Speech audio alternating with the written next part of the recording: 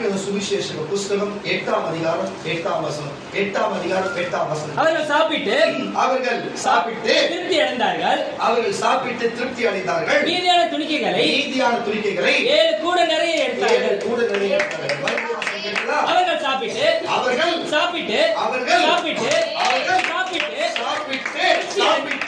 திருப்தி அடைந்தார்கள்.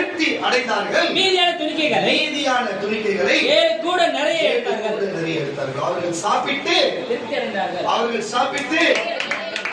சொல்லுகிற காரியத்தை கவனித்து பாருங்க கர்த்தருடைய பிள்ளைகளே. அப்போ சாப்பாடு சாப்பிடுற பிரச்சனை கிடையாது, சாப்பாடு சாப்பிடுற விஷயத்துல பிரச்சனை கிடையாது. சாப்பிட்டு திருப்தி அடைய வேண்டும். நம்ம சாப்பிட்டு திருப்தி அடைய வேண்டும். எந்த காரியத்தையும் சரி, எந்த ஒரு செயலை செஞ்சாலும் அந்த திருப்தி உண்டாக வேண்டும்.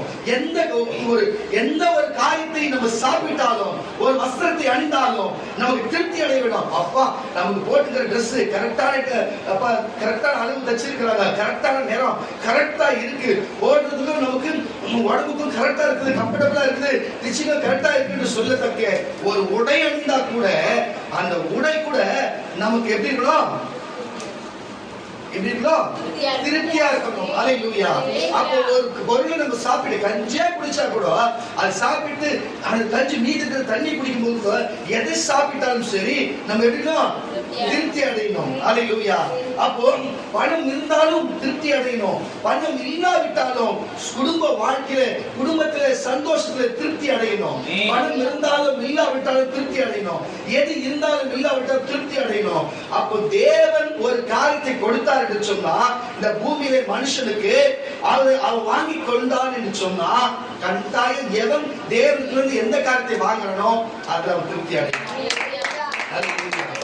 தேவனிடத்திலே விசுவாசித்து நீங்க ஒரு காரியத்தை கேட்காம கார் வாங்குவீங்கன்னு சொன்னா அவங்க தன்னிச்சையாக அது விபத்து என்று சொல்லி இறுதியிலே அது நஷ்டத்தை கொடுக்கும். தேவனுக்கு சித்தம் இல்லாத ஒரு வீட்டை வாங்கி எடுச்சோம்னா அந்த வீட்டுக்கு போகிற நிமித்தம் அந்த வீட்டுல பிரச்சனை இறுதியிலே அது பிரச்சனையை தரும். உங்களுக்கு புரியுதா இல்லையா? அது போல பணம் வேணும்னு சொல்லி இன்னைக்கு பணம் வேணும், எனக்கு இந்த மனுஷால் வேணும், இந்த மனுஷால் வேணும் சில தர்தலைகளை இன்னைக்கு நிறைய இடத்துக்கு போயிருக்கோம். தர்தலைக்கு வேலைக்கு போயிருக்கேன். இன்னைக்கு அதுக்கெல்லாம் அந்த மனுஷாலாலே திருப்தி அடைய போறது இல்ல, அங்க போகிற வேலையினால அந்த பணத்தால திருப்தி அடைய போறதும் இல்லை. இதுதான் நான் சொல்லுறேன். இப்படி போன தர்தலையா சுத்தம்.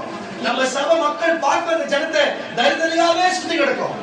தாய் தப்பு இல்லாத பிள்ளைங்க சீர்கட்டு இருக்கும். சீர்கட்ட பிள்ளைங்களுக்கு ஒரு பேர் இன்னொரு பேர் அத்தனை தரிதலையா இருக்கும்.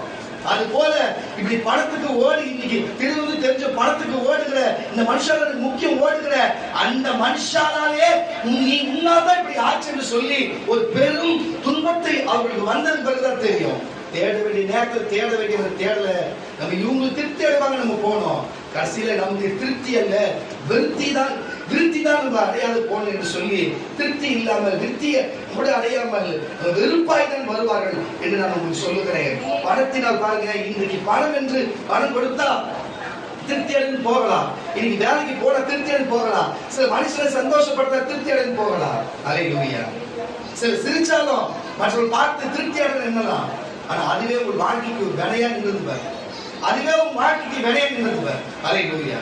தயவு செய்து சொல்லுகிறேன் கர்த்தருடைய பிள்ளைகளே, இனி நீங்கள் ஊழியத்தில் தேர்வதில்லை, இனி தேவனுடைய சபையில் நிற்பதில்லை, நீங்க தேவனுடைய ஊழியக்காரன் வீட்டில் தங்குவதில்லை, தேவன் உங்கள் பட்சத்தில் இனி இருப்பதில்லை. அப்படி வேற யாரும் இருப்பான? அவன் தேவனே இல்லை. அல்லேலூயா. அவன் தேவனே இல்லை கூட இருந்தா. அல்லேலூயா. ஏன்னா பரிசுத்த சொன்னதுக்கு அப்புறம் உங்க கூட யார் இருப்பா? என்றைக்கும் உங்களிடத்திலே அந்தி கிறிஸ்து வந்து தன் உள்ளே உங்களை புகுந்து உங்கள் வாழ்க்கை கெடுத்து கொண்டு இருக்கிறார். இனி நீங்கள் தேர மாட்டீங்க. இனி உங்க குடும்பம் வராது. இனி இந்த ஜனங்கள் உங்களை பார்க்கும். நீ சின்ன பையன் அடைய போகிறது ஜனங்கள் பார்க்கும். நான் சொல்லுகிறேன், திருப்தி அடைய வேண்டும் என்று எப்படி சாப்பிட்டு திருப்தி அடைந்தார்கள். அப்ப நான் ஒரு காரியத்தை உங்களுக்கு சொல்லுகிறேன், கர்த்தருடைய பிள்ளைகளை ஒரு காரியத்தை சொல்லுகிறேன். அங்க என்ன நடக்குதுன்னு சொன்னா, அங்க இயேசுவினுடைய வார்த்தை கேட்க சுகம் பெற அற்புதம் பெறும்படிக்காக அந்த நாட்களிலே அங்க வந்து எல்லாருமே இயேசுவை தேடி வரும் பொழுது அங்கே நேரமே கடந்து போகிறது. இவங்க வெறுமையா அனுப்பி விட்டா இவங்க வழியில சோர்ந்து போவார்கள் என்று சொல்லி உங்களிடத்துல எத்தனை அப்பம் என்று கேட்டு அது கொஞ்சம் தான் இருக்குன்னு சொல்லி அந்த அப்பத்தை தேவன் பெருக செய்து அவர்களுக்கு கொடுத்து அவர்கள் புல்வெளியிலே அவர்களை அமரச் செய்து அவர்களுக்கு அப்பத்தை கொடுத்து அவங்க சாப்பிட்டு நிலங்களில் சாப்பிட்டு திருப்தி அடைந்தார்கள். ஒரு ஹோட்டலுக்கு போனா அங்க நம்ம கேட்கிற வகையான பொருட்கள் வரும். அப்ப அதை சாப்பிடும் பொழுது நமக்கு உண்மையா சொல்லுங்க, நம்ம ஒரு ஹோட்டலுக்கு, ஒரு 5 ஸ்டார் ஹோட்டலுக்கோ 7 ஸ்டார் ஹோட்டலுக்கோ ஒரு ஈழ பேலஸுக்கோ இப்படிப்பட்ட தாஜ் பாரமண்டல் பிளாசாவுக்கோ இப்படிப்பட்ட ஹோட்டலுக்கு நம்ம போயிருந்தா அங்க அமரும் பொழுது உலகத்தில் இருக்கிற எல்லா வகையான உலகத்தில் இருக்கிற எல்லா நாட்டில் இருக்கிற எல்லா வகையான நான்வெஜ்ஜோ வெஜ்ஜி சம்பந்தப்பட்ட எல்லாரும் அதிகமாக ருசிச்சு சாப்பிடுகிற உணவுகளை கொண்டு வந்து அவர்கள் கொடுப்பார்களாம். அதுவும் நீ கேட்ட 1 மணி நேரத்துக்குள்ளவே, எப்படி 1 மணி நேரத்துக்குள்ளவே அது வந்து சேருமா? தூரமா இருந்தா சாப்பாடு எந்த நேரத்துல கேட்டது கிடைக்குமா? 24 மணி நேரத்துல நீ எத்தனை மணிக்கு நீ உள்ள போனாலும் அது கிடைக்குமா? அப்படிப்பட்ட ஒரு ஹோட்டலுக்குள்ள போனா ஒரு மனுஷன் சாப்பிடுவான்னா திருப்தி அடைவான்னா ஒரு அலையா சொல்லுங்க, ஒரு அலையா சொல்லுங்க. கண்டிப்பா திருப்தி அடைவா. பன்னிக்கறி வேணுமா? பன்னிக்கறி வரும். எருமாட்டு கறி வேணுமா? எருமாட்டு கறி வரும். மாட்டு கறி வேணுமா? மாட்டு கறி வரும். புரியுதா? ஒரு அரசியல் அமைப்பு சட்டத்துல பாருங்க, இந்த விலங்கு சாப்பிடுறது, இந்த பறவை சாப்பிடுறது சட்டம் போட்டு அந்த விலங்கையோ அந்த பறவை மட்டும் விட்டுவிட்டு நீ இதை சாப்பிடலாம் சொல்லப்படுது. எல்லாமே காட்டுல நாட்டுல வாழ்றது எல்லாம் கிடைக்கும். ஆமான்னா அப்போ ஒரு பெரிய ஹோட்டல்ல போனா திருப்தி அடைவீங்க.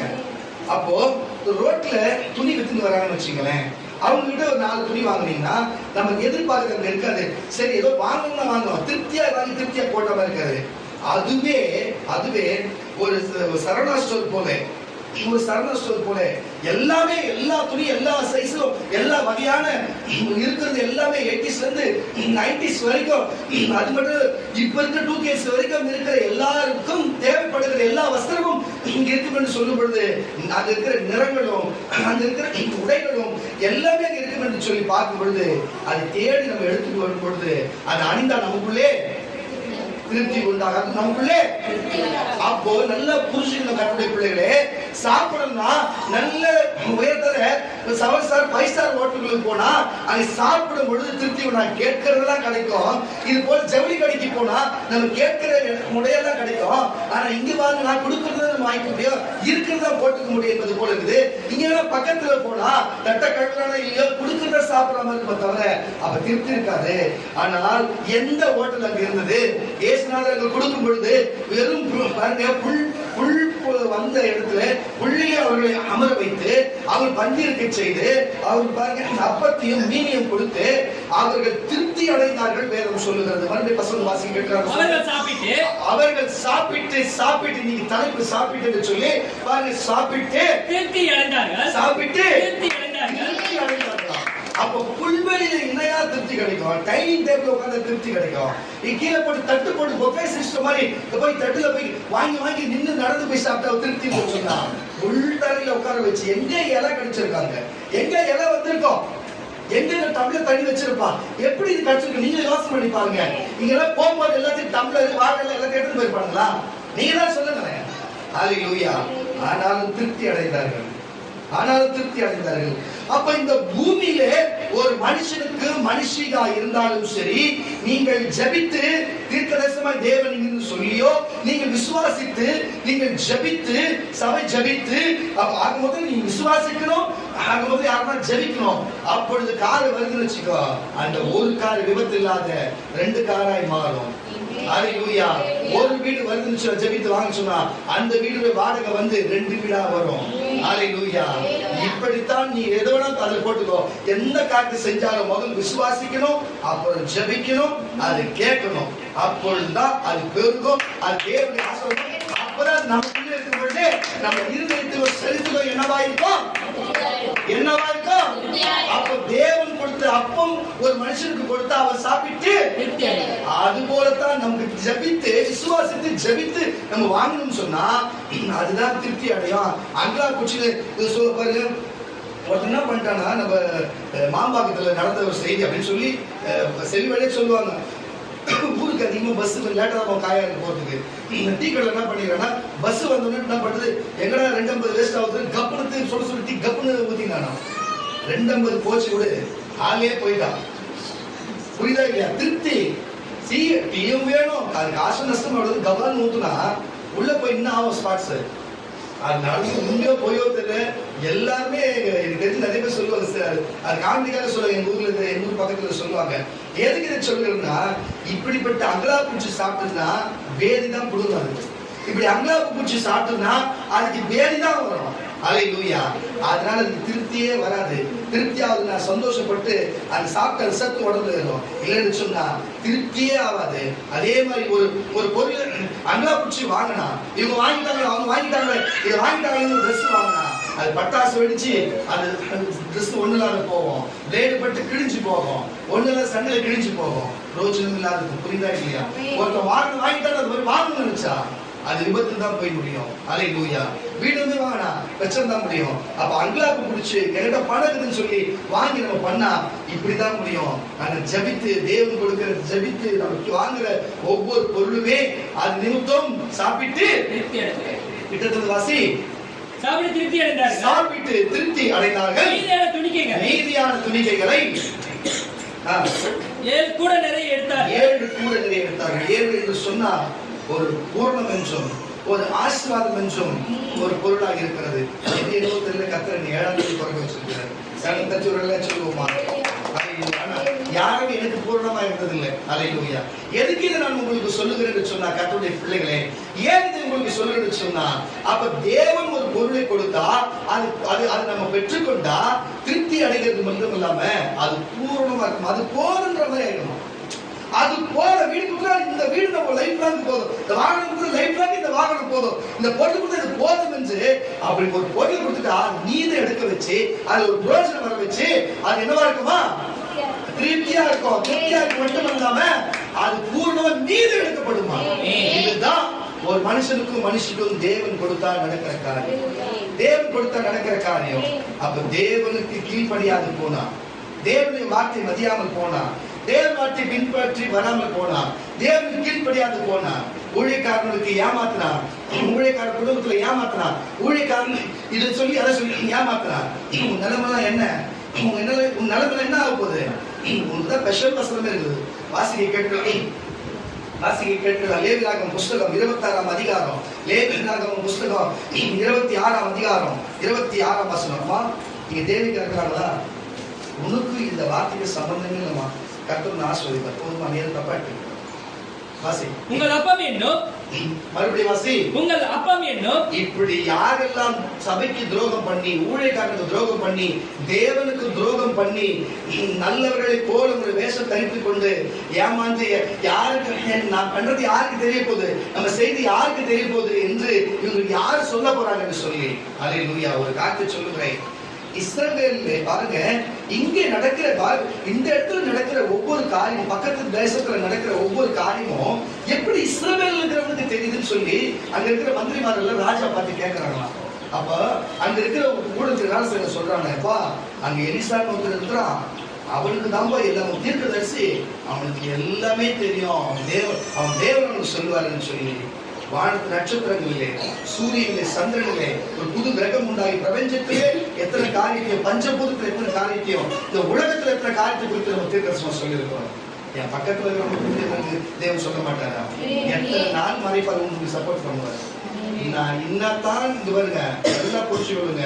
ஒன்று புரிஞ்சுங்க, ஒரு கருவாடு இன்னத்தான் பிஸ்லரி வாட்டர் ஊத்தி கழுவி வச்ச கருவாடு தான். நீ யாருன்னு அவருக்கு தெரியும், நான் யாருன்னு அவருக்கு தெரியும். நான் என்னத்தான் நான் உங்களை நம்பினே இருந்தாலும் சரி, அல்லேலூயா. ஆனா என் நம்பிக்கையே அவர் தான் அவருக்கு தெரியும். யாருக்கு சப்போர்ட் பண்றாரு? அல்லேலூயா. இப்ப தனிப்பட்ட ஜபித்து கேட்டுப்பாரு, என் மகனை பத்தி எதுவும் பேசதான் சொல்லுவாரு. என் மகனை பேசுறது நீ யாருன்னு கேட்பாரு.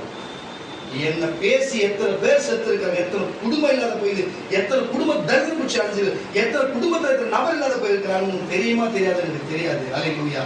இதெல்லாம் என் மேல வச்ச ஒரு அன்பின் நிமித்தம் செய்யறது. என் அன்பின் நிமித்தம், என் மேல அவர் வச்ச அன்பின் நிமித்தம் எனக்கு செய்கிறது. ஒவ்வொரு நாளும் நினைக்கும் போது அதை பார்த்து தேவனுக்கு இதெல்லாம் செஞ்சுக்கிறேன், என்ன கைமாறு செய்யப்படும் நினைச்சு செய்வேன். அல்லேலூயா. எத்தனை நாள் உங்களை காப்பாற்றி விடுவார். என்னதான் நீ செஞ்சாலும் சரி, அவர் எனக்கு தான், அவர் நான் தான் அவருக்கு செல்ல பிள்ளைய. நீ என்ன வேணா நினைச்சுக்கோ, நான் விசுவாசம் சொல்லுவேன், இந்த சபையிலே நான் தான் அவருக்கு செல்லுவேன். நான் சொன்னாதான் அவர் செய்வாரு. நீங்க நினைக்கிற போட்டி போடலாம், வேணா போட்டி போட்டு பாரு. நீ நானும் ஒரு போட்டி போடுவோம். நீ என்ன செய்ய, யாரும் செய்யற, யாருக்கு சொல்றது, யார் கேட்கற பார்க்கலாமா? வெறும் நான் ஒரு விரத்தில பேசுறதுக்கு தப்பா எடுத்துக்காதீங்க, இருக்கிறத பேசுறேன். அதுதான் இந்த கட்டளை புரிஞ்சு கொடுங்க. ஒரு நாள் உங்களுக்கும் வரும்போது உங்களுக்கும் செல்ல பிள்ளைய நீங்க வச்சிருப்பாரு. நீங்க ஊழியம் செய்வீங்க, ஊழியம் செய்கிறவங்களா செல்ல பிள்ளையா தான் இருக்கிறீங்க. இந்த ஊழியம் செய்யற போர்வையில தவறு செய்கிறவங்களா எந்த முடிவு இருக்குன்னு தெரியும். கரண் தச்சு சொல்லுவோம், வாசிக்கிட்டு அந்த வசனத்தை பாருங்க. உங்களை பார்த்து பாருங்க, இந்த சபைக்கும் ஊழியக்காரனுக்கும் இப்படி என்னடா இவங்க சொல்ல போற, எப்படி தெரிஞ்சிடும் நினைக்கிற உன்னை பார்த்து கத்த சொல்லுங்க. எப்படி வாசி, உங்கள் அப்பம் என்னும் இன்னைக்கு வேலைக்கு ஓடிச்சு பாரு, இன்னைக்கு வேலைக்கு ஓடிச்சு பாரு. இவங்க எனக்கு முக்கியம் ஒண்ணு ஓடிச்சு பாரு, அவங்க குடும்பத்துக்கு சேர்த்துதான். உங்கள் அப்பம் என்னும், உங்கள் அப்பம் என்னும் ஆதரவு கோலை நான் முறித்து போடும்போது, அப்பம் என்னும் ஆதரவு கோலை நான் முறித்து போடும்போது 10 ஸ்திரீகள் ஒரே அடுப்பிலே உங்கள் அப்பத்தை சுட்டு அதை நீங்கள் உங்கள் நிறுத்தி கொடுப்பார்கள். நீங்கள் சாப்பிட்டும்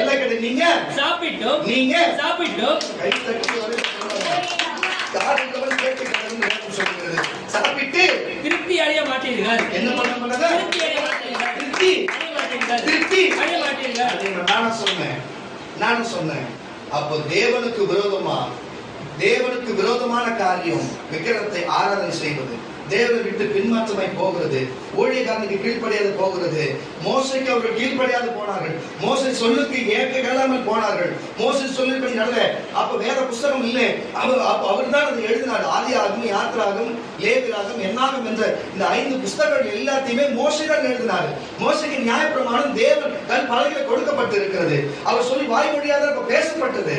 அப்ப பேசுகிற காரியத்திலே அவர் சொல்லுகிற வார்த்தை கேளாது போனார்கள். மோசை வார்த்தை கேளாது போனார்கள், கீழ்ப்படியாது போனார்கள், ஒத்துமை நடக்காமல் போனார்கள். மோசையும் ஆரோனையும் மீதியாலையும் ஏமாற்றினார்கள். அந்த ஜனங்கள் வணங்கா கழுத்துள்ளவர்களை போல நடித்து ஏமாற்றினார்கள். அப்படி இந்த சபையில நடித்து ஏமாற்றி உட்கார்ந்து இருக்கிற உங்களை பார்த்து சொல்லுகிறார், இனி உன் அப்பத்தின் கோலை, அல்லேலூயா, உன் அப்பத்தின் கோலை, அல்லேலூயா. இங்கு இல்லாதவர்களா இருந்தோம், இந்த சபைக்கு எவ்வளவு ஒத்தாசை பண்ணியிருக்கிறார்கள். இல்லாதிருந்தோம், என் தனிப்பட்ட கருத்து எத்தனை ஒத்தாசை பண்ணியிருக்கிறார்கள். நான் ஒண்ணு சொல்லுகிறேன், என் மகளே, ஒரு நாள் நான் மறப்பதே இல்லை, ஒரு நாளும் மறப்பதில்லை. அந்த நன்றியை நான் நினைக்கிறேன். அல்லேலூயா. நான் அந்த நன்றி நினைக்கிறேன். நீங்க மறந்து போக நான் நினைக்கிறேன். இருந்து செய்கின்ற ஒரு காரியத்தை பின்பற்றி காட்டுகிறது இல்லாத செய்கிறவர்கள் அதெல்லாம் நாங்கள் அனுபவப்பட்டிருக்கிறோம், அதெல்லாம் கவனிச்சிருக்கிறோம். நான் ஒண்ணு புரிஞ்சு கொள்வது, கர்த்தருடைய பிள்ளைகளே, இப்படி இன்றைக்கு வேலைக்கு ஓடுகிறேன், இன்னைக்கு திருவிந்தும் தெரிஞ்சு வேலைக்கு ஓடுகிறவர்களுக்கு நிலை என்னவென்று பார்ப்போம். அவர் நிலை என்னவென்று பார்ப்போம். இன்றைக்கு இவங்க முக்கியமான இவங்களுக்கு போயே ஆகணும், அவங்களுக்கு யாருமே கிடையாது, அவங்க அனாதை, இவங்க தான் எல்லாத்தையும் செஞ்சிருவாங்க. போயே அவனுக்கு போனவர்களுக்கும் சரி, இப்படிப்பட்ட காரியம் செய்கிறவர்களுக்கும் சரி, தேவனை விட்டு இந்த தேவர்கள் பரவாயில்லை என்று ஒரு மனம் மாறி இருக்கிறது பாரு. உன் மனம் மாறி இந்த தேவர்களே பரவாயில்லை என்று சொல்லி, ஐயோ நான் தான் தப்பி தவறி தெரியாத வந்து விட்டு உன் மனம் மாறி இருக்குது பாரு. இப்படிப்பட்ட ஆளுக்கெல்லாம் என்ன நடக்க போகிறது? அப்பத்தின் கோலை முறிக்க போகிறார். எந்த ஆசீர்வாதத்தை இந்த சபை நிமித்தம் உனக்கு கொடுத்தாரோ, எந்த ஊழியக்காரர் ஆசீர்வாதத்தை ஜெபித்து உனக்கு கொடுத்தாரோ, எந்த தேவன் இந்த சபையில் உனக்கு செய்தாரோ, அந்த அப்பத்தின் கோலை இயேசுவின் நாமத்திலே இன்றைக்கு இப்படி கீழ்ப்படியாத வணங்கா கழுத்துள்ள, இப்படி நடிக்கிற, பின்னால ஏமாத்துகிற, உண்மை இல்லாத யாரா இருந்தாலும், இன்னைக்கு யாரா இருந்தாலும், நீ சபைக்கு வராத யாரா இருந்தாலும் சரி, அவர் அப்பத்தின் கோல் இயேசுவின் நாமத்திலே, இயேசு ரத்த சிறு உண்டு என்று சொன்னா அப்பத்தின் கோல் அவர் வாழ்க்கையை முறிக்கப்படும். நாங்கள் அப்படி விசுவாசத்தில் சபையாரோட ஆசீர்வாதம் ஜெபித்து அவங்க எந்த பிரச்சனை மாட்டக்கூடாது, அவங்க தப்பித்து அவங்க பாதுகாப்பா இருக்கணும், எந்த வம்பா அவங்களுக்கு வரக்கூடாது என்று நாங்கள் ஜெபித்திருப்பேன்னு சொன்னா அதெல்லாம் நான் வாபஸ் வாங்கிக்கிற இயேசுவின் நாமத்தினாலே நடக்கிறது நடக்கட்டும். இன்னைக்கே நடக்கணும், இன்னைக்கு நடக்கணும். இந்த சபை பார்க்கணும், இயேசுவின் நாமத்துல பார்க்கணும். அல்லேலூயா. இன்னைக்கு பார்க்கணும். எதுக்கு இதை நான் சொல்லுகிறேன்னு சொன்னா, கர்த்தருடைய பிள்ளைகளே, தேவனை விட்டு தேவனுடைய வார்த்தையை விட்டு சபையை விட்டு இப்படி போகிறதுடைய காரியம் எல்லாம் என்னவா இருக்கும்? நீங்க நினைக்கலாம், என்ன பேசினே இருக்கிறான், இப்படி பேசினே இருக்கிறான்னு சொல்லி. தீர்க்கதரிசி ஆகிய மோசே குறித்து தெரியுமா உங்களுக்கு? எரேமியாவை தெரியுமா? ஏசாயாவை தெரியுமா? உங்களுக்கு எசேக்கியேலை தெரியுமா? அந்த புஸ்தகத்தை எல்லாம் படிச்சு விட்டு பார்த்துட்டு வந்து இந்த ஆவி என்னதுன்னு நீ புரிஞ்சுக்கோ கர்த்தருடைய பிள்ளைகளே. அதை பத்தி தெரிஞ்சா நான் பேசுறது சரியா தவறா இருக்குன்னு புரியும். ஹalleluya. மறுபடியும் வசனம் வாசிக்க கேட்கலாம். உங்கள் அப்பம் என்னும் ஆதரவுகோலை நான் முறித்து போடும்போது நாங்கள் முறித்து போடும்போது 10 ஸ்திரீகள் ஒரே அடுப்பில் உங்கள் அப்பத்தை சுட்டு அதை திரும்ப உங்களுக்கு நிறுத்தி கொடுப்பார்கள். நீங்கள் சாப்பிட்டு திருப்தி அடைய மாட்டீர்கள்.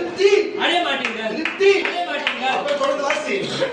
இன்னும் எவைகள் எல்லாவற்றாலும் நீங்கள் எனக்கு செவி கொடாமல், நீங்கள் எவைகள் எல்லாவற்றிலும் எனக்கு நான் சொல்றதை நீங்க கேட்காமல் எனக்கு எதிர்த்து நடந்தால், எனக்கு நான் சொல்ல செய்யாத பண்ணாதுன்னு சொன்னதுக்கு நீங்க எதிர்த்து நடந்தா நானும் உக்கரத்தோடு அதான் இருக்கிறேன். இப்போ அதான் இருக்கிறது.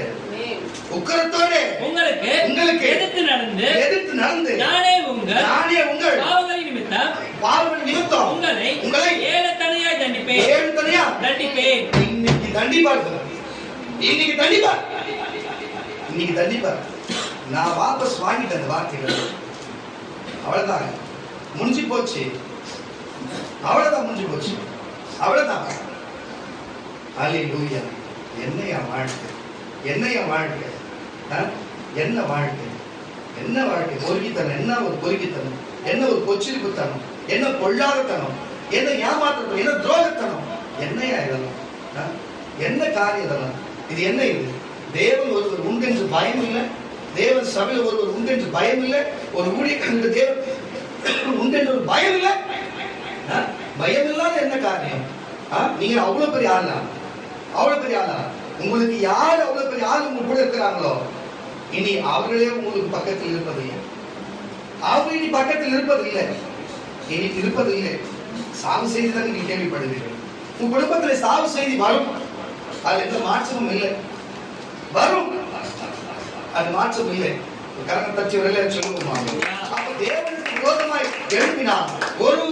ஒரு தடை அல்ல, 7 தடையாய் அவர்களை தண்டிப்பாங்க. பாவம் நிமித்தம் 7 தடையா அவர்களை தண்டிப்பேன்னு சொல்லி. இப்ப நீங்க எவ்வளவு உங்களை போட்டு ஆண்டவரே என்ன மன்னிச்சிருங்கன்னு உங்களுடைய ஒரு ஜபம் கூட கேட்கப்படும். ஏன்னா வரும் பொழுது கட்டிவிட்டு தான் நான் வந்தேன். ஹல்லேலூயா. ஒரு ஜபம் கேட்கப்படும். நீங்க கேட்கிற ஜபம் கேட்கப்படாது. இன்றைக்கு தேவனோடு ஊழியக்காரோடு தேவன் இருப்பார் என்ற ஒரு பயம் இல்லாம நீங்க செய்கிறீங்களா இந்த காரியத்தை? இன்னைக்கு அவர் சரீரம் சாப்பிட வேண்டும், இன்னைக்கு சரீரம் புசிக்க வேண்டும், இன்னைக்கு இதுக்கப்புறம் 2 மாசம் கிடைக்காது, ஐயோ கடைசியாச்சுன்னு ஓடி வர வேணாமா? என்னையா வாழ்க்கை? எங்கேயா போக போறீங்க? என்னத்தை செய்ய போறீங்க? ஹல்லேலூயா. அப்போ தேவன் ஒரு மனுஷனோடு இருந்து ஒரு மனுஷனோடு இருந்தா, தேவன் ஒரு அப்பத்தை கொடுத்தா, அவன் தேவன் ஒரு காரியத்தை கொடுத்தா, ஒரு உடையை கொடுத்தா, ஒரு வீடை கொடுத்தா, ஒரு வாகனத்தை கொடுத்தா, உணவை கொடுத்தா, அதை பெற்றுக் கொள்ளுகிறவன் என்ன அடைவா? திருப்தி அடைவா. மீதம் எடுக்க வரும், அது பூர்ணமாய் கிடைக்கும். ஹல்லேலூயா. அதுவே தேவனுக்கு விரோதமா வார்த்தை கேளாமல், தீர்க்கதரிசி வார்த்தை கேளாமல், சபையுடைய வார்த்தை கேளாமல், தேவனுடைய வார்த்தை கேளாமல் பின்மாற்றத்துல அங்கேயே போயிருக்கலாமே, அவங்க கேட்டது நடந்துச்சு, அவங்க சொன்னது நடந்துச்சு, அங்க எல்லாமே பிடிக்கிச்சு, எல்லாம் அவுத்துச்சு என்று நீங்க எண்ணுகிறீர்களே, நீ எல்லாம் நாய்க்கு சமம். நாய் தான் வாந்தி எடுக்கும். தேவனை வாந்தி எடுத்து போடுகிறார் இன்றைக்கு. ஹல்லேலூயா. இனி நீ வருவதே. அது மட்டும் வச்சுக்கோ. நீ வருவதே இல்லை, அது மட்டும் மனசுல வச்சுக்கோ. ஹல்லேலூயா. இப்படிப்பட்ட காரியங்களை செய்து நேருக்கு ஒண்ணு பின்னால ஒண்ணு பேசிக்கொண்டு உன்னுடைய தந்திரமான காரியத்தை எல்லாம் இனிமே வெளியில்தான். ஹல்லேலூயா. உன் தந்திரத்தின் நிமித்தம் நீ அழிவ. உன் தந்திரத்தின் நிமித்தமே நீ அழிவ. எதை செய்தாயோ அதுவே, எந்த துரோகத்தை எந்த கீழ்ப்படியாமையோ ஒரு பயம் இல்லாம நீ செய்தாயோ அதுவே உன்னை பின்னால் அழிக்கும். அதுவே உங்க மூலதனமா இருந்து அதுவே உன் வாழ்க்கையை கெடுக்க அதுவே பிரயோஜனப்படும். கரண தச்சு வெளியில சொல்லுவோம். ஏசாயா எழுதின தீர்க்கதரிசன புஸ்தகம் 22ஆம் அதிகாரம் ஏசாயா எழுதின தீர்க்கதரிசன புஸ்தகம் 22ஆம் அதிகாரம் 17ஆம் வசனம் பாருங்க.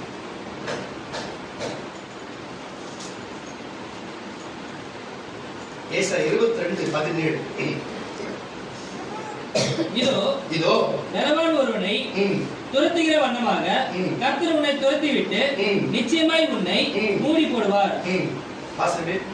அவர் உன்னை உருண்டை போல அகலமும் விசாலமான தேசத்திலே சுற்றி. ஏசாயா 22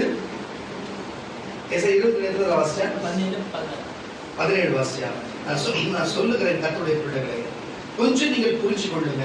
நீங்க கொஞ்சம் புரிஞ்சு நடந்து கொள்ளுங்க. கர்த்தருடைய பிள்ளைகளை கொஞ்சம் கீழ்ப்படிங்க. அவர் வார்த்தைக்கு கீழ்ப்படிங்க. அவர் வசனத்துக்கு கீழ்ப்படிங்க. அவருக்கு கீழ்ப்படிச்சு உத்தமமா நடங்க கர்த்தருடைய பிள்ளைகளை. அல்லேலூயா. என்னப்பா நீங்களோ எத்தனாவது வசனம் அது? 13. வசனம். நீங்களோ சந்தோஷித்து கழித்து கரங்களை தட்டி வெளில சொல்லுவோமா? கரங்களை தட்டி வெளில சொல்லுவோமா? இவரும் இந்த தீர்க்கதரிசியும் அதே வார்த்தையை தான் கொண்டு வருகிறார். இவரும் அதைத்தான் பேசுகிறார். நீங்களோ சந்தோஷித்து கழித்து ஆடு மாடுகளை அடித்து இறைச்சியை சாப்பிட்டு திராட்சை ரசத்தை குடித்து. இவர்கள் எல்லாமே புறஜாதி மக்களோடு சேர்ந்து செய்கிறது. நான் சொல்றேன், ஏன் ஒரு கிறிஸ்தவன் இருக்கிறான்னா, ஒண்ணு கிறிஸ்தவனோடு நம்ம எவ்வளவு பெந்தகோஸ்துக்காரங்களோட நம்ம பழக்க வச்சிருக்கிறோம். புரியுதா இல்லையா? நம்ம சிஎஸ்ஐ காரங்களோட பழக்க வச்சுக்கல, ஒரு ஆர்சி கிறிஸ்தவங்க கூட நம்ம பழக்க வச்சுக்கலையா? ஒரு ஆர்சி கிறிஸ்தவன் நம்ம கிட்ட கூட அந்த அளவுக்கு பழக்க வச்சுக்கல. என்னன்னா நான் தான் பேசுவாங்க, இயேசுவை பத்தி பேசப்படுறது நம்மளும் அவங்க பேச போதில்ல, வாங்க போங்க அதோடு நிறுத்திக்கணும். ஆனா ஒருத்தன் ஒரு புறஜாதி மக்கள் இடத்துல, உன் தேவன் அற்றவன் இடத்துல, உன் தேவனை குறை சொல்லுகிற இடத்துல போய் உன் பங்கு வச்சுக்கின்னு, நீ உறவை வச்சுக்கின்னு, நீ இப்படி ஒரு ஆட்டம் போடுறியே, இது நியாயமா? உனக்கு நியாயமா? நீயா போறியா? பிசாசு கொண்டு போறா? உண்மை உள்ள தேவன் உங்களுக்கு கசகுது, உன் குடும்பத்துக்கு கசகுது. அந்த உண்மை உள்ள தேவனுடைய அனுகிரகம் வேணும். ஆனா உண்மையுள்ள தேவன் வேணா, ஊழியக்காரங்க கசகுது. ஆனா அந்நிய தேவன் உங்களுக்கு வேணும். அவங்க போறதுக்கு நீங்க சப்போர்ட் பண்ணுவேன். பாரு, இதெல்லாம் வரும் பாருங்க. வாசிட்டா நீங்களோ இது கேட்கிற இப்படி செய்த நீங்களும் சந்தோஷித்து கழித்து ஆடு மாடுகளை அடித்து இறைச்சியை சாப்பிட்டு திராட்சை ரசத்தை குடித்து குடிப்போம் நாளைக்கு சாவம் என்று நினைப்பீங்க. நம்ம இன்னைக்கு நல்லதானே இருக்கிறோம், இன்னைக்கு எல்லாமே கொடுத்துருக்குது, இன்னைக்கு எல்லாமே இருக்குது. நாளைக்கு சாவு நினைப்பீங்க. ஆனா நீங்க சாவீங்க.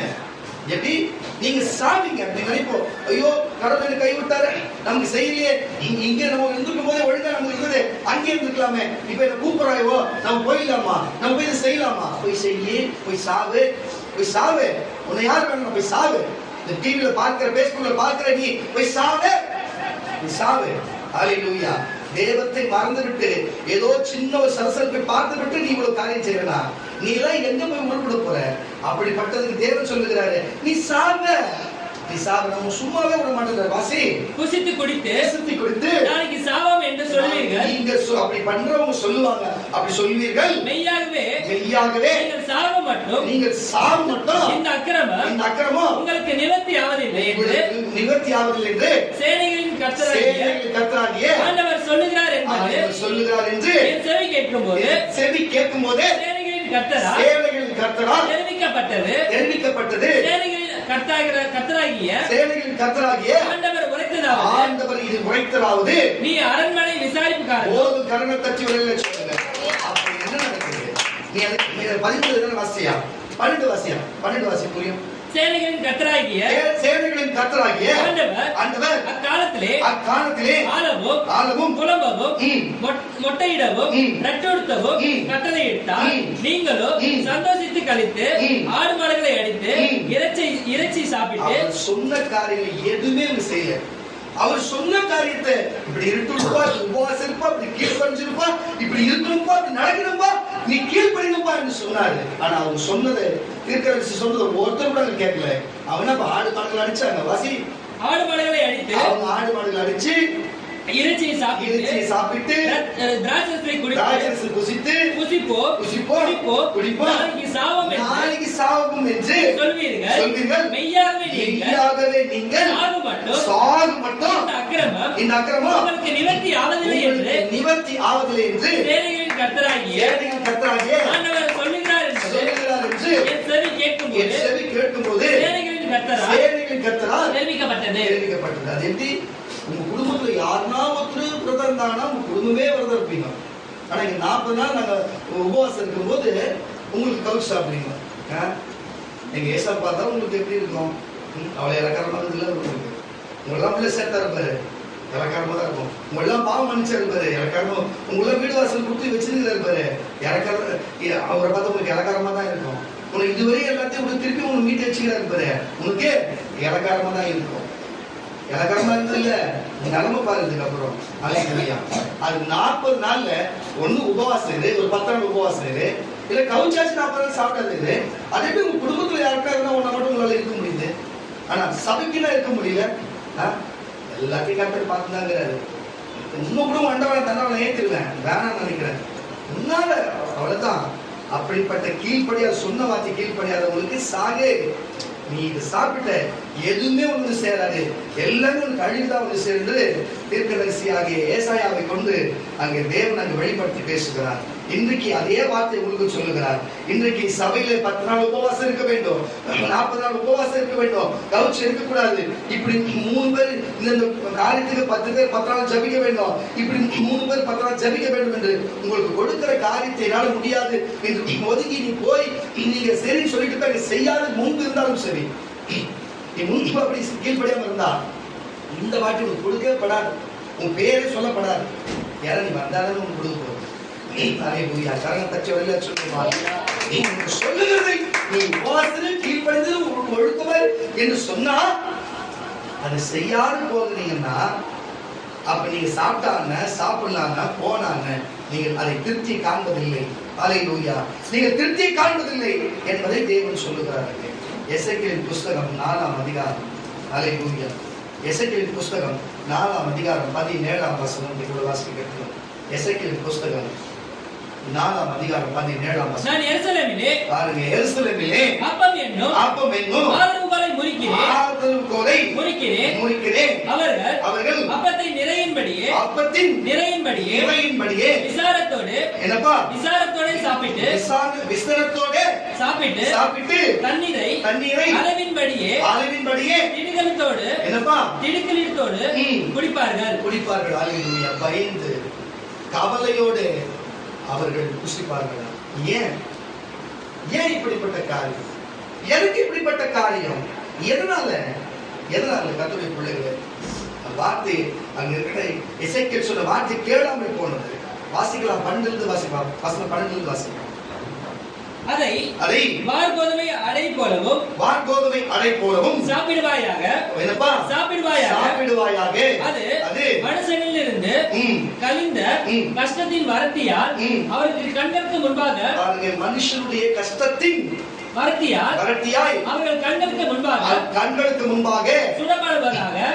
அதற்கு ஒத்தபடியே இஸ்ரவேல் புத்திரர் நான் அவர்களை துரத்துற புறஜாதிகளுக்குள்ளே, நல்லா கேட்டுங்க பாருங்க, தூரத்தில் துரத்தப்பட்ட புறஜாதிகளுக்குள்ளே அப்பத்தை வீட்டுள்ளதாக சாப்பிடுவார்கள். அதான் சொல்லுகிறேன். யாரு நல்லா புரிஞ்சுக்க. ஒண்ணு அப்படிப்பட்ட ஒரு விக்கிரத்தை ஆராதிக்கிறவர்களோ வேற சமூகத்தை சார்ந்தவர்கள் எல்லாருமே யார்கிட்ட வரணும்?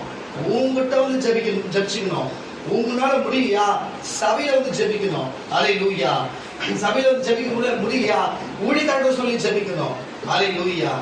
ஆனா நீ அவங்க பின்னால போறனா ஒண்ணுமே பண்ண. நீ அவங்க பின்னாடி போறனா அவ்வளவுதான் உங்க கதை அர்த்தம். இனிமே இங்க வருவதில்லை அர்த்தம். ஆனா அவங்க பின்னாடி நீ போறனா ஒழுக்கமான ஆட்கள் கூட போயிருக்கிற, சரி போ, முடிவு நீயே பார்த்துக்கோ. உன் முடிவை நீரே பார்க்க பாரு. அல்லேலூயா. அவங்க நம்மளை தேடி வரணுமா, நம்ம அவங்களை தேடி போகணுமா? நீங்க சொல்லுங்களேன், பியூலா சொல்லுமா, நம்ம அவங்களை தேடி பின்னால போகணுமா, அவங்க நம்ம தேடி வரணுமா? பியூலா இருக்கா? ஃபர்ஸ்ட் இருக்கா? பேச அவங்க நம்மளை தேடி வரணும்னா நீ ஜெபிக்கணும், நீ அவங்களுக்கு நீ பரிசுத்தமா நீ வாழணும், அவங்க நீ சொல்ற வார்த்தை அவங்க கிட்ட படிக்கணும், நீ நடக்குங்கிற நடவடிக்கை கரெக்டா இருக்கணும். சரியா இல்லையா? நீ போய் கையேந்திங்கன்னு அவங்க பின்னாடி போய் நின்னா, அவங்களுக்கு முன்னாடி விட்டு நம்ம அவங்க தீர்க்கதரிசி மாதிரி முன்னாடி விட்டு அவங்க பின்னாடியே நீ போனீங்கன்னா வாழ்க்கை வச்சுக்கின்னு நேரம் யாரைய துரோகம் பண்றீங்க, யாரை ஏமாத்துறீங்க, யாரை ஏமாத்துறீங்க? இப்படி போங்க, அவங்க கூட பின்னாடியே போங்க. அவங்க போய் பாழ்குள்ளே விழுவாங்க, கூட சேர்ந்து நீங்களும் விழுணும். குருடனுக்கு குருடன் வழிகாட்டவே முடியாது. குருடனுக்கு எப்பவுமே குருடன் வழிகாட்ட முடியாது. அவனும் கீழே விடுவான். புரிஞ்சு கொள்ளுங்க. வெளிச்சத்தில் இருக்கிறதா கண்ணு தெரியும். வெளிச்சம் தான் கிறிஸ்து. வெளிச்சத்தின் பிள்ளையாகி கிறிஸ்தவர்களே, குருடனு பின்னால போகாதீங்க. குருடன் பின்னாடி போ. அதனால்தான் அவனுக்கு எது தேவை, எது சரி, எது தவறுன்னு தெரியாது. கண்ணு தெரியாதவங்க எது சரி எது கரெக்ட் தெரியாதா? எது பள்ளம் மேட்டுக்கு தெரியாதா? நீங்க அவங்க பின்னாடி போனா அவனே ஒரு குருடன் தான். நீ அவனுக்கு பின்னாடி போற பாரு, நீ எப்பேற்பட்டதா இருக்க பாரு. அதான் சொல்றேன், பழி குருடி கதவை திறந்து அவனுக்கு கரெக்டா திறக்கிறானா? சூப்பரா சூப்பரா திறக்கிற வாசனை வசந்த கேட்டது இருக்கிறானப்பா. துரத்துகிற புறஜாதிகளுக்குள்ளே, அப்படி துரத்துகிற புறஜாதிகளுக்குள்ளே என்னப்பா தங்களுடைய அப்பத்தை தீட்டுள்ளதாய் சாப்பிடுவார்கள், அவங்களுக்குள்ள கலந்து கொள்வாங்க என்று கர்த்தர் சொன்னார். அப்பொழுதுதான் கர்த்தராகிய ஆண்டவரே, இதோ என் ஆத்துமா தீட்டுப்படவில்லை, தானாய் செத்ததையாவது வேறுண்டதையாவது நான் என்ன சிறு வயது முதல் இதுவரைக்கும் சாப்பிட்டதில்லை, அருவருப்பான இறைச்சி என் வாய்க்குள் பட்டதும் இல்லை என்று அப்பொழுது அவர் என்னை நோக்கி மனுஷ கஷ்டத்தின் வரட்டிக்கு பதிலாக உனக்கு மாட்டுச்சாணி வரட்டியை கட்டளையிடுகிறேன். பாருங்க, எதுக்கு எது தரது வாட்டு சரக்கு வரட்டி கட்டளை எடுக்கிறேன். அதனால் உன் அப்பத்தை சுடுவாயாக, அதுலயே உன் அப்பத்தை சுடுவ.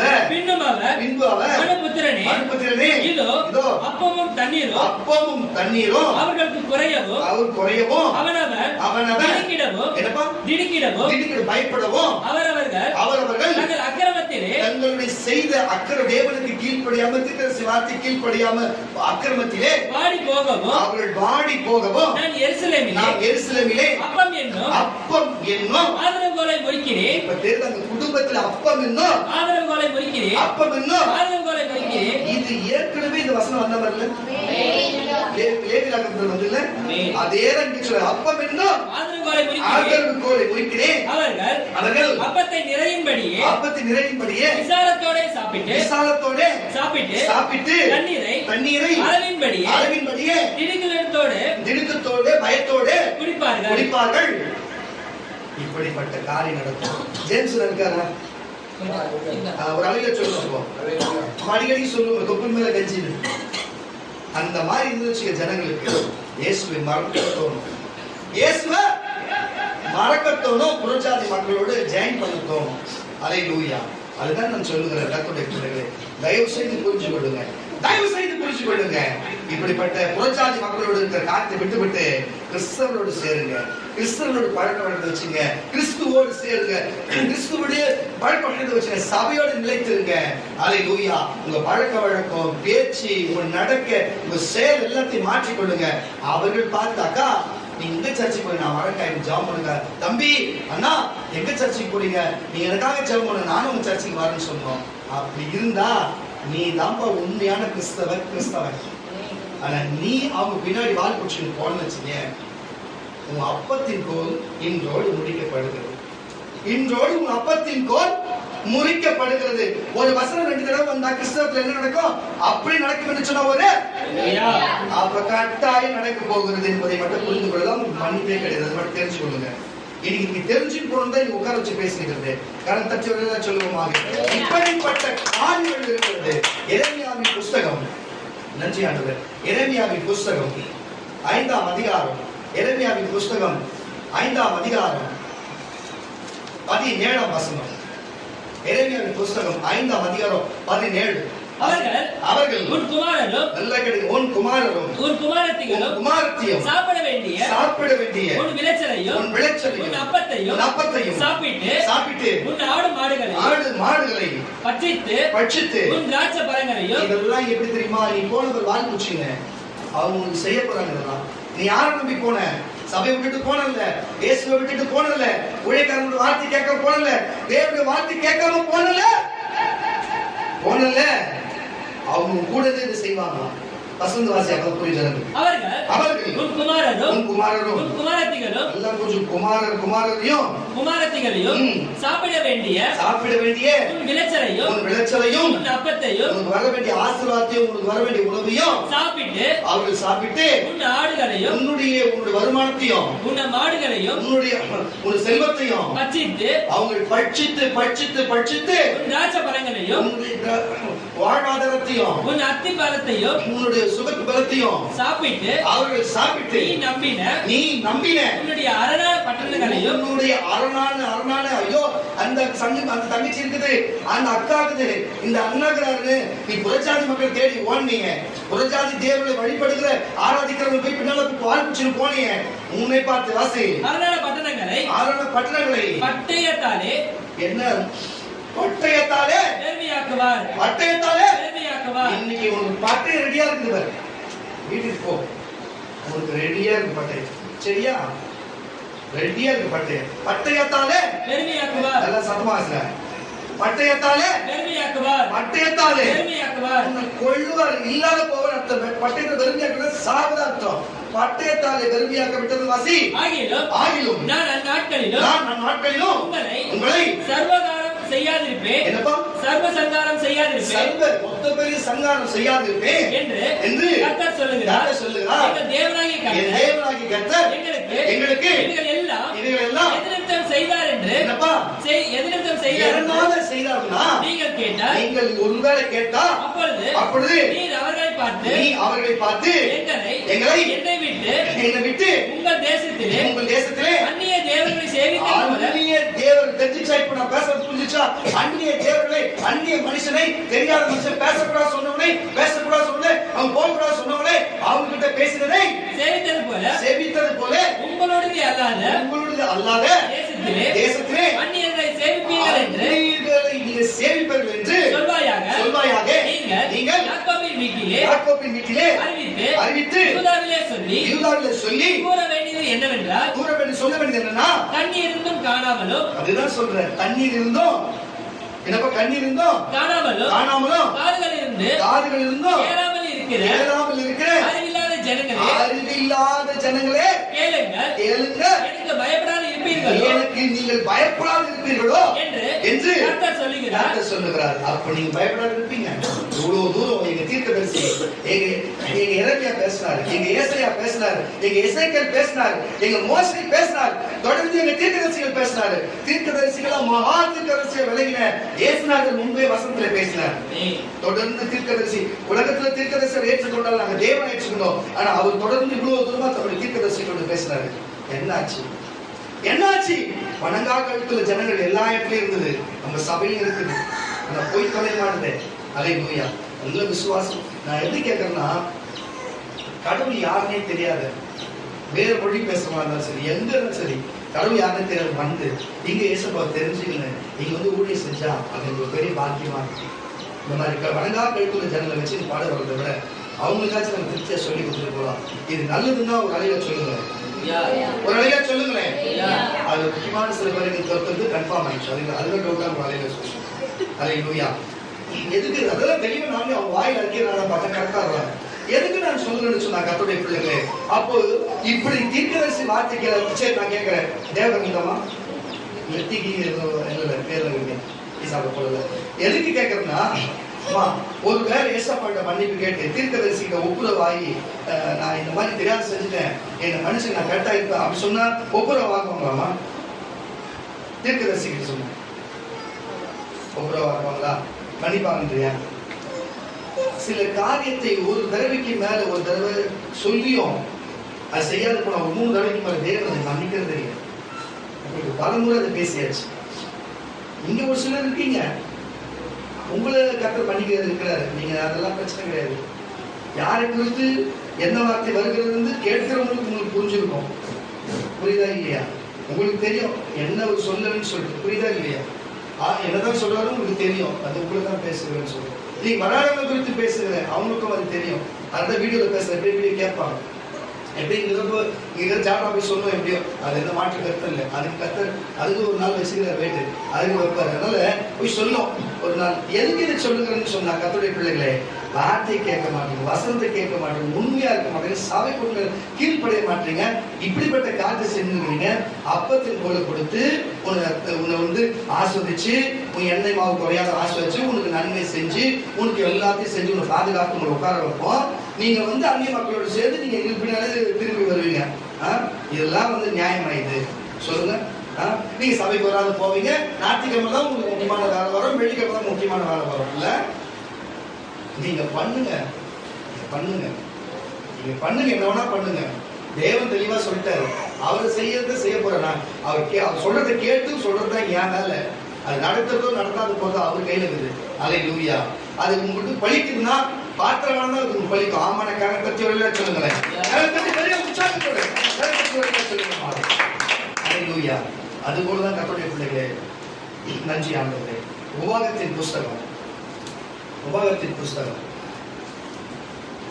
11ஆம் அதிகாரம் 15ஆம் வசனம்.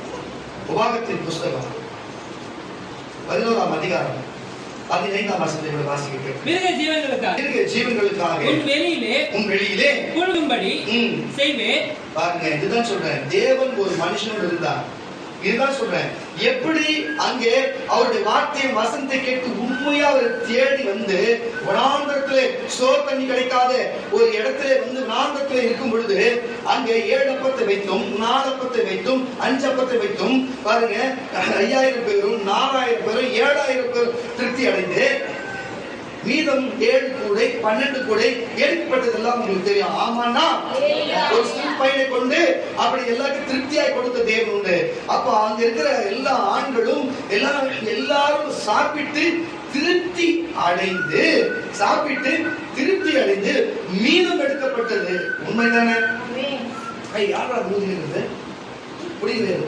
எதுக்கு நான் சொல்லுகிறேன்னு சொன்னா, கொஞ்சம் கவனித்து இதை கேளுங்க கர்த்தருடைய பிள்ளைகளே.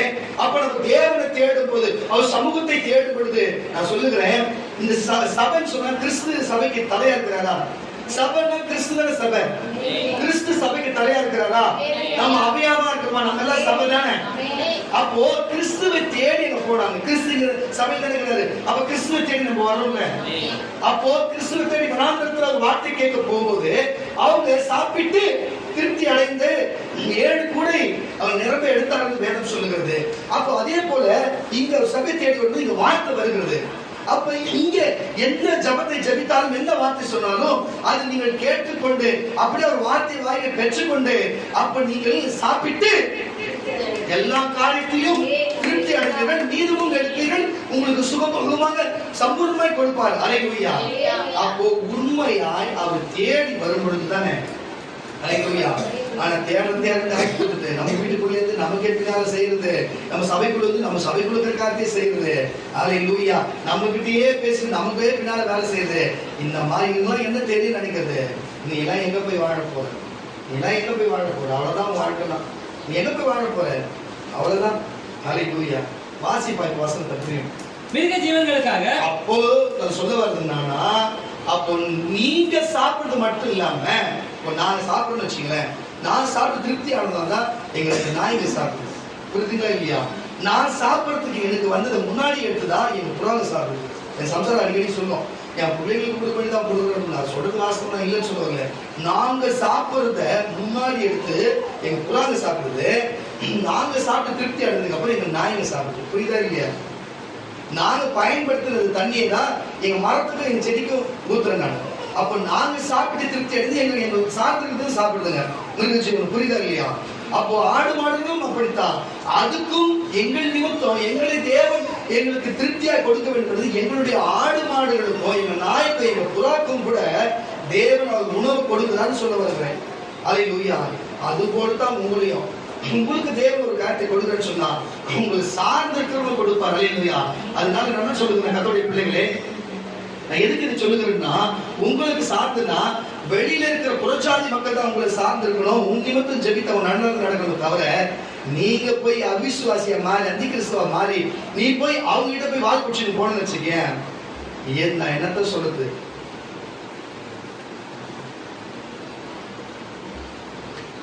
அல்லேலூயா.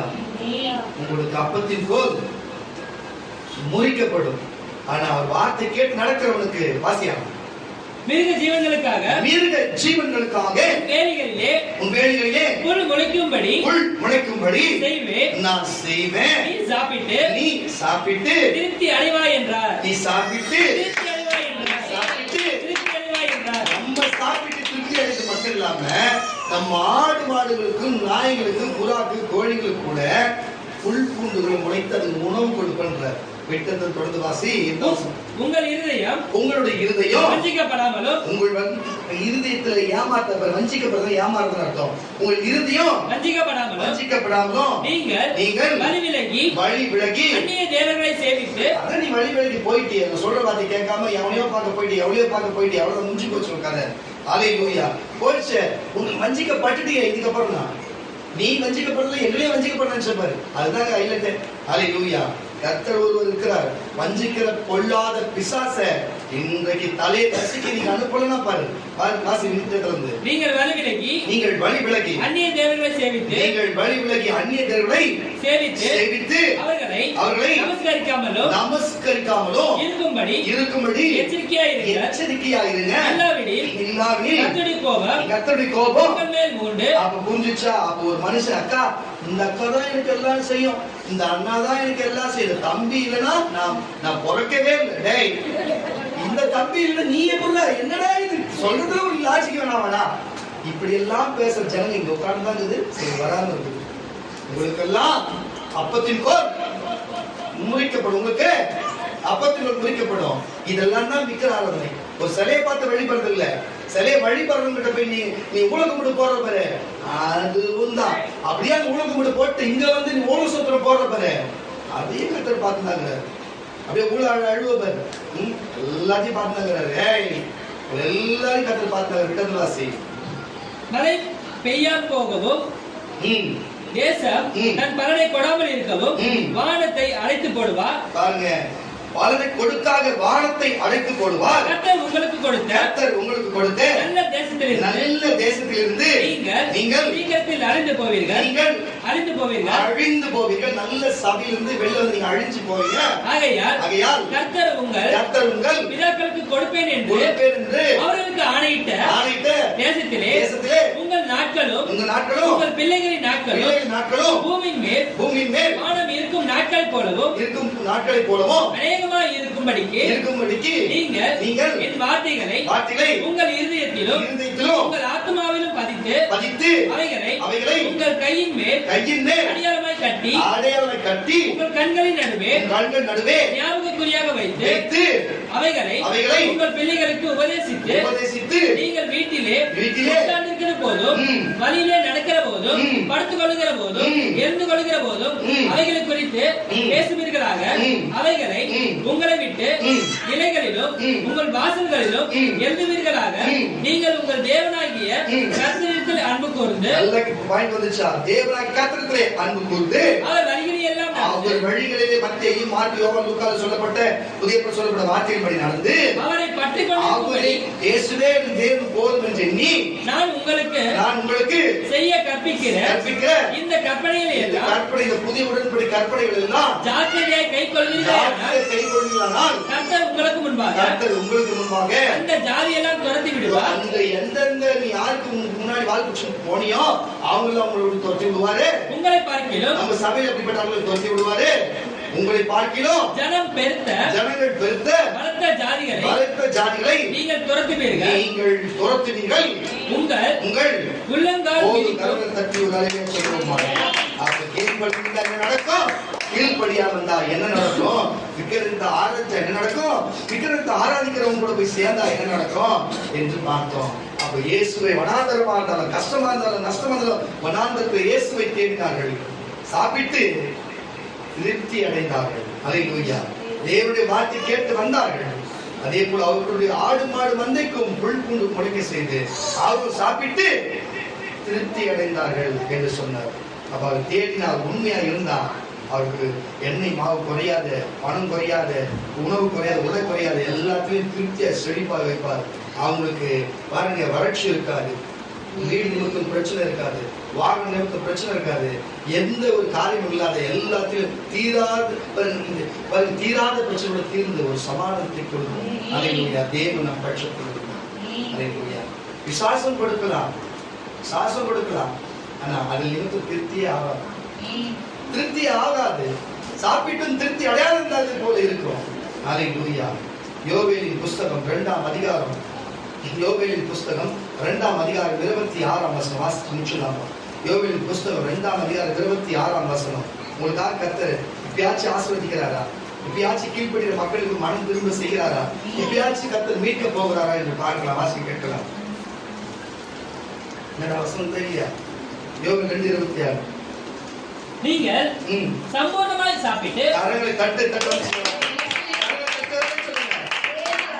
ஊழக்குமுடு, ஊழ ஸ்தோத்திரம், நடிப்பு, கண்ணீர், இந்த ஜோக்குக்கெல்லாம் இடம் கிடையாது. வெட்டு ஒண்ணு துண்டு ரெண்டு. உண்மை உண்மை. உங்களுக்கு ஏன்னா கொடுத்ததெல்லாம் போதும். உங்களுக்கு மன்னிப்பு கொடுத்தது, உங்களுக்கு எல்லாம் மன்னிச்சு விட்டது, மறுபடியும் சேர்த்தது, உங்களுக்கு மறுபடியும் அதெல்லாம் இனிமே கிடையவே கிடையாது. அவ்வளவுதான். எனக்கு முன்பு நீ ஏசு நிற்பார். உங்க நியாயத்து இருக்கு. இனிமே என்கிட்ட வராதிங்க யாரும். அல்லேலூயா. என்கிட்ட வராதிங்க, வரக்கூடாது. நீங்க எனக்கு தொட்ட முடியாது, உங்களால என்னை பார்க்க முடியாது, என்கிட்ட பேச முடியாது. எனக்கு முன்பு கிறிஸ்துவ நியாயத்து இருப்பாரு நின்று. அல்லேலூயா. எனக்கு அவர் இருக்கிறார், அவர் நிற்கிறார் முன்பு. வாசியா. இதெல்லாம் அவர் வார்த்தையும் அவர் வசனத்தையும் நடுங்கி கீழ்ப்படிஞ்சு, ஐயோ நான் வெளியே போனாலும் எங்க அண்ணன் என் தம்பி தான் எங்களுக்கு முக்கியம், எங்க சபை எங்களுக்கு முக்கியம், இந்த சபை எங்களுக்கு முக்கியம், இந்த சபையில ஜீவன் இருக்கு, இந்த சபையில தேவன் இருக்கிறார், இங்கதான் எங்களுக்கு எல்லாமே சேர்ந்து தேவன் ஓடி வளர்க்கிறார். உங்களுக்கும் இந்த சபையில இருக்கிற கீழ்ப்படிஞ்சு கட்டுக்குப்பா சொல் வார்த்தை கேட்டு நடக்கிற உங்களுக்கும் நாடு மாறிய போறவர்களுக்கு அல்ல, வால் குடிச்சு போறவர்கள் அல்ல. அல்லேலூயா. அல்லேலூயா. ஏமாத்துறவர்கள் அல்ல, நடிக்கிறவர்கள் அல்ல. இப்படி கீழ்ப்பு வைராகியம் வாழ்வதற்காக வாசிக்க இருக்கலாம் வசனம். நீங்கள் சம்பூர்ணமாக சாப்பிட்டு, நீங்கள் என்னப்பா சம்பூர்ணமாக சாப்பிட்டு சாப்பிட்டு திருப்தி அடைந்து உங்கள் அதிசயமாய் நடத்தி வந்த தேவனாகிய கர்த்தருடைய நாமத்தை துதிப்பீர்கள். நீங்கள் இனிமே அவர் நாமத்தை துதிப்பீர்கள். என் ஜனங்கள் ஒருபோதும் வெட்கப்பட்டு போவதில்லை. வரட்டிலோ, உணவிலோ, வீடிலோ, வாகனத்திலோ, வஸ்திரத்திலோ, எந்த போராட்டத்திலோ, எங்கேயும் சரி, நீங்கள் எந்த காலத்திலோ ஊழியத்திலோ செய்கிற காலத்திலோ நீங்கள் மனுஷனிலோ வெட்கப்படுவதில்லை. நீங்கள் வெட்கப்படுவதில்லை. நீங்கள் வெட்கப்படுவதில்லை. ஹல்லேலூயா. வாசி மறுபடியும் விட்டு வாசியா. கொஞ்சம் முன்னாடி இருந்து வாசி. இந்த வசனத்தை விட வாசியா. நீங்கள் இந்த வார்த்தைகளை அப்படியே எடுத்துங்க. நீங்கள் சம்பூர்ணமாய் சாப்பிட்டு திருப்தி அடைந்து உங்களை அதிசயமாய் இதுவரைக்கும் நடத்தி வந்த உங்கள் தேவனாகிய கர்த்தருடைய நாமத்தை துதிப்பீர்கள். என் ஜனங்கள் ஒருபோதும் வெட்கப்பட்டு போவதில்லை. நான் இஸ்ரவேலின் நடுவில் இருக்கிறவர் என்று நானே உங்கள் தேவனாகிய கர்த்தர் வேறொருவர் இல்லை என்றும் இந்த சபையில ஒன்று இருக்கிறது ஒன்றோ, இந்த ஊழியர்கள் இருக்கிறது ஒன்றோ, நமக்கு ஒரே தேவன் இயேசுவில் மட்டும் இருக்கிறது உண்டு என்று அறிந்து கொள்வீர்கள். நீங்கள் அறிந்து கொள்வீர்கள். என் ஜனங்கள் ஒருபோதும் வெட்கப்பட்டு போவதில்லை. வெட்கப்பட்டு போவதில்லை. அதற்கு பின்பு நான் மாம்சமான யாவர் மேலும் என் ஆவியை ஊற்றி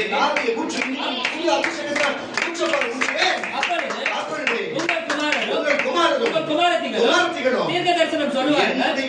குமாரத்திகள் அமர்ந்திருக்கிற நீங்கள் தீர்க்க தரிசனம் சொல்லுவார்கள். உங்கள் மூப்பர் சொப்பனங்களையும் வரலையே வாசியா. உங்கள் வாலிபர் தரிசனத்தை காண்பார்கள். ஊழியக்காரர்கள் மேலும் அந்நாட்களிலே என் ஆவியை ஊற்றுவேன். இன்னைக்கெல்லாம் ஊழியர் செய்ய உண்மையா இருக்கிறவங்களுக்கு ஊழியர் ஜோக் கொடுக்கணும், நீ கலந்துறாங்க. அது வேற, அவங்க கண்டிப்பே கிடையாது.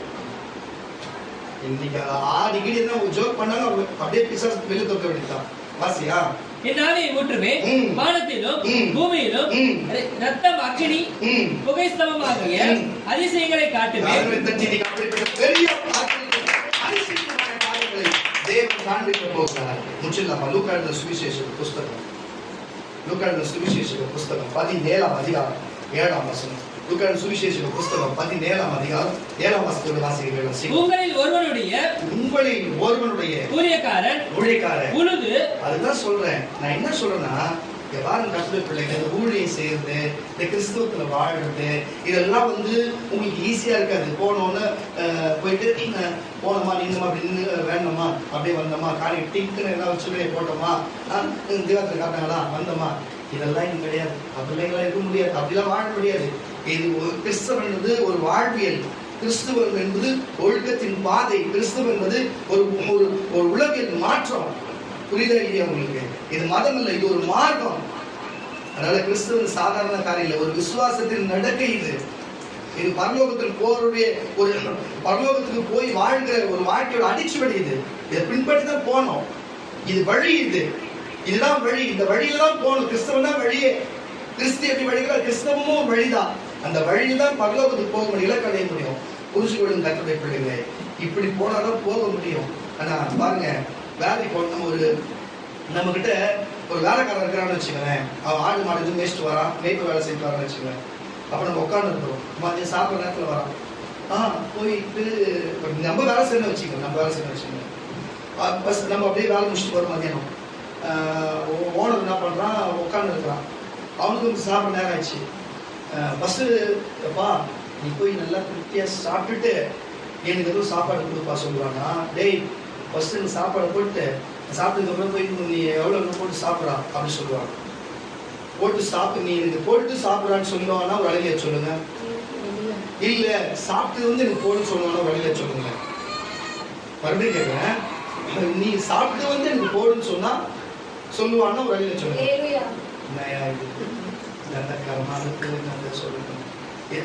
எப்படி அவன் சொல்லுவான்? எந்த ஓனரு நீ போய் சாப்பிட்டுவான்னு சொல்லுவான். முதலாளித்துவம் தொழிலாளித்துவம் இருக்குதுங்க. முதலாளியும் தொழிலாளி ஒன்னா சேர்க்க மாட்டாங்க. கம்யூனிஸ்ட்காரங்க தான் சொல்லி நடப்பாங்க. அவங்க கூட பொட்டி வாங்கி போயிடுவான். இதெல்லாம் அப்படி கிடையாது. முதலாளி தான், தொழிலாளி தான். புரியுதா? ஆனா ஊழியம் செய்கிற நீங்களும் நானும் அப்படி இருக்கக்கூடாது. அது இருக்கக்கூடாது. உலகம் அப்படிதான் இருக்கும். நீ வாழ்க்கை போறவர், அப்படி நம்பி போறவர், ஏமாற்றவர், அவங்களாம் உங்களுக்கு அப்படிதான் இருப்பாங்க. உங்ககிட்ட சரக்கு வாங்கிக்க எல்லாத்தையும் எடுத்துக்கிறேன். ஒரு நடு ரோட்ல நீ கடைசியில இப்படிதான் நீ போய் நிக்க போற. வாழ்க்கை போறல, ஏமாத்திட்டு போறல, ஓ அல்லேலூயா. ஆனா இயேசு ஊழியக்காரங்களுக்கு விசுவாசிகளுக்கு என்ன சொல்றாருன்னா, அப்படி செய்யக்கூடாதுப்பா, அவங்களும் நம்ம கவனிக்கணும்னு சொல்றாரு. வேணும் கேட்கலாம், வாசிப்பா. உங்களில் ஒருவனுடைய ஊழியக்காரன் உழுது அல்லது மந்தையை மேய்த்து வயலிலிருந்து வரும்போது எஜமான் அவனை நோக்கி நீ முன்பு போய் சாப்பிட்டு வா என்று அவனுக்கு சொல்லுவானே. நீ எனக்கு சாப்பாடு ஆயத்தம் பண்ணி அறை கட்டிக்கொண்டு நாம் போஜனமான பண்ணுமானவும் எனக்கு ஊழியம் செய். அதற்கு பின்பு நீ புசித்து குடிக்கலாம் என்று அவனுக்கு சொல்லுவான் அல்லவா. புரிஞ்சுச்சா? அப்ப நீ பால் பூச்சின்னு போறவன் எப்படி இருப்பாங்க? பால் பூச்சின்னு போற பாரு சகோதரி ஒருத்தவங்க என்னவோ தெரியல, எங்க போய் முடியுமோ தெரியல, என்ன நடக்க போதோ நல்லவர் அவங்களாம் செய்வாங்க. ஆனா கிறிஸ்தவத்தில் இருக்கிறவங்க தான் இருக்கிறது கொடு, உள்ளதை கொடு, விற்று கொடு. அல்லேலூயா. உன்னை நேசிக்கிறது போல பிறர் நேசி. உனக்கும் பசி வரும், அவனுக்கும் பசி வருது. யார் கேட்பா? ஊழியக்காரன் தான் கேட்பா. விசுவாசத்தை என்ன கேட்கும்? கிறிஸ்து தான் அப்படி கேட்பாரு. விட்டத்தின் வாசி அவனுக்கு சொல்லுவான் அல்லவோ, தன் கட்டளையிட்டவைகளை அந்த வேலைக்காரன் செய்யத்தக்கதாக அவனுக்கு உபசாரம் செய்வானோ அப்படி செய்ய மாட்டானே. அப்படியே நீங்களும் உங்களுக்கு கட்டளையிடப்பட யாவற்றையும் செய்த பின்பு நாங்கள் அப்பிரயோஜனமாக ஊழியக்காரர் செய்ய வேண்டிய கடமையை மாத்திரம் செய்வோம் என்று சொல்லுங்கள் என்றார். அப்படி செஞ்சுதான் உங்களுக்கு உங்களை எஜமான கூட பார்த்து ஊழியக்காரனா இருந்து உங்களுக்கு செய்ய வேண்டிய காரியத்தை செய்து நிற்கிறோம். தேவன் சொன்னாங்க. ஆனா நீங்கள் உங்க நிலைமை எப்படி இருக்கிறோம்? அல்லேலூயா. இதுதான் உங்களுடைய எண்ணங்கள் செயல்கள் உங்களுடைய போகட்டும். அல்லேலூயா. அது உங்களுடைய போகட்டும். அதே லூக்காவின் சுவிசேஷ புஸ்தகம் 9ஆம் அதிகாரம் 17ஆம் வசனம். முடிச்சது அவன்தான். லூக்காவின் சுவிசேஷ புஸ்தகம் 9ஆம் அதிகாரம் 17ஆம் வசனம். அப்படி வாசிங்க. எல்லாரும் சாப்பிட்டு கரங்களை தட்டி வரல சொல்லுவோமா? இன்னைக்கு அவர் வார்த்தையும் வசனத்தை கேட்டு உண்மையுமா முத்துமா நான் இருப்பேன், நான் கரெக்டா இருப்பேன்னு சொல்லி மன்னிப்பு இப்ப பாசமா உங்களுக்கு பாவரிக்கை பண்ணுவாங்க. அந்த வேலை நீங்க செய்வீங்க. அப்ப செய்யும் பொழுது மன்னிச்சிருங்க. ஒரு விஷயம், இப்போ தேவன் உங்களுக்கு ஏற்கனவே உங்களை வெளியே தொட்டோம்னா அவங்க நீ என்னதான் மன்னிப்பு கேட்டாலும் நடக்காது. ஏன் தொலை தண்ணி ஊற்றி கஷ்டப்பட போறீங்க? சரியா சொல்லுங்க. நீ வாசிப்போம். எல்லாரும் சாப்பிட்டு திருப்தி அடைந்தார்கள். நீதியான துணிக்கைகள் 12 கூட நிறைய எடுக்கப்பட்டது. அல்லேலூயா. அப்போ சாப்பிட்டு திருப்தியான 12 கூட எடுக்கப்பட்டது. இன்றைக்கும் அப்படித்தான் அவருடைய சரீரம் வந்திருக்கிறது. அப்போ இன்றைக்கு இந்த உலகத்துல எந்த மனுஷிக்கும் ஒரு வேலை அப்பம் கிடைக்கலாம், திராட்சரசம் கிடைக்கலாம், உலகத்திலே அவர்களுக்கு உணவு கிடைக்கலாம். அவங்க நேற்று கூட பாருங்க பீஸா ஆர்டர் பண்ணாங்க. இந்த ஏரியாக்கு கிடைக்காது என்று சொன்னாங்க, இந்த ஏரியாக்கு வராது என்று சொன்னாங்க. 11 மணி வரை பார்த்துருக்காங்க. அதனால அது கூட கிடைக்காதுன்னு போறோம். ஆனா இந்த வானத்திலிருந்து சிறைவேலர்கள் கூட மன்னாவை பூசித்து மறித்து போனார்கள். ஆனா இது கிறிஸ்துவே அவரே அப்பமாக நம்ம கொடுக்கிறது. இன்றைக்கு உங்களுக்கு ஆள் கிடைக்க வந்திருக்கிறது. செம்மஞ்சேரி மக்களுக்கு ஒரு பீஸா கிடைக்க மாட்டேது.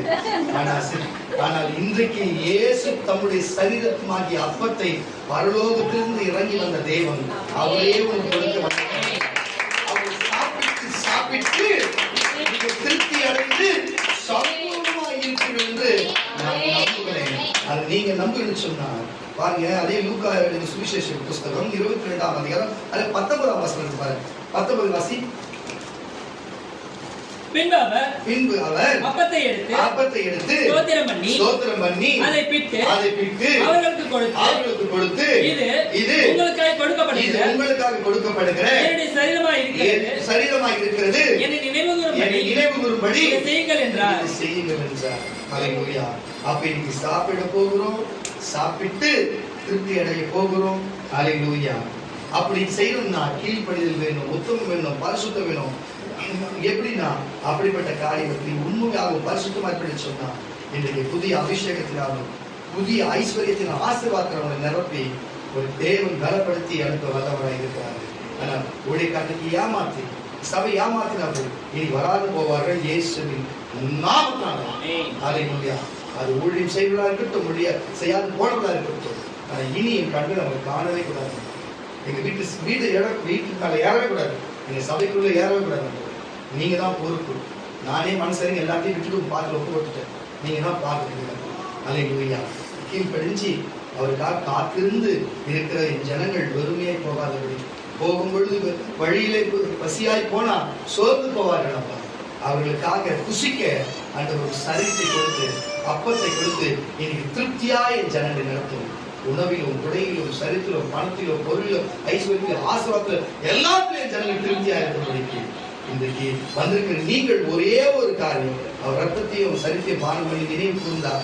அது எல்லாமே உங்களுக்கு நிறைவாக எல்லாமே திருப்தியாக கிடைக்கிறது சொல்லுங்க. விசுவாசம் உள்ளவர்களாக எனக்கு இடது பக்கத்திலே சகோதரிமார்கள் முழங்கால் படிகள், எனக்கு வலது பக்கத்திலே சகோதரமான முழங்கால்